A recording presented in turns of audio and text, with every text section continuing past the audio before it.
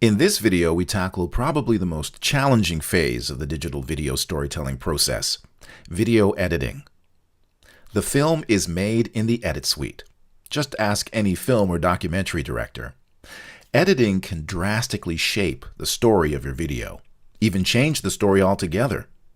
Video editing is a powerful, daunting, and time-consuming process. You need a system. So here are a few key steps to help you successfully manage the video editing process. Organize your assets. I know you may want to jump right into your fancy editing software and start clicking buttons and sliding sliders and making cuts. Resist the urge. Take time to review and organize your video storytelling assets.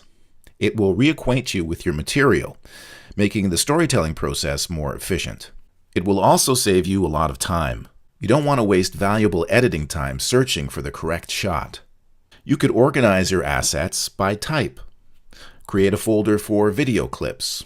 In it, you could create separate folders for on-camera interviews and B-roll. You could create a folder for audio files, which contains separate folders for voiceover narration, music, and sound effects. You could create another folder for graphics, containing separate folders for images, photos, and animations. Use whatever system works for you. Just have a system. And above all else, label your content.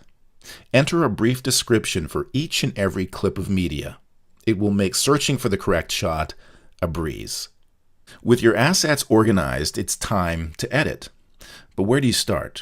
Well, you can start by making what's called a radio cut. A radio cut, as the name implies, is an audio assembly of your story. Using your shooting script as a guide, you lay in voiceover narration clips and interview clips from the beginning to the end of your story. After fine-tuning the radio cut, you go back and start editing in the corresponding visuals, the B-roll footage, images, photos, and animations.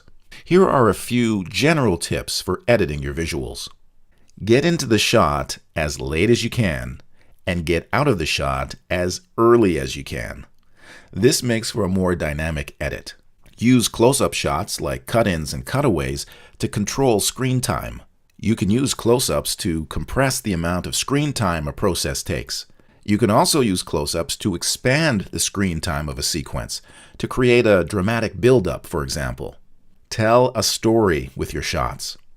Don't rely on the narration or interview voiceover to tell the story. After you add all of your visuals, you'll have what's called a rough cut. The rough cut will give you a good sense of the direction and length of your story. After reviewing the rough cut, you can start the fine cut. This is the stage where you fine-tune your edits and usually add transition effects. 90% of the time, the only transition you'll need is a dissolve or cross-dissolve. I'm going to close out this section on editing with some advice on using on-screen text. The design of your on-screen text elements should be determined by the tone of your story.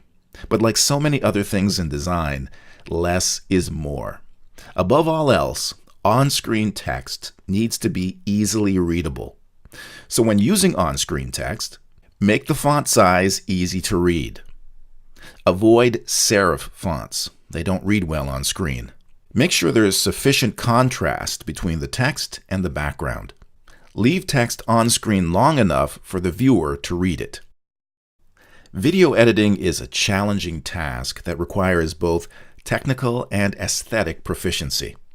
But it's not that difficult to learn.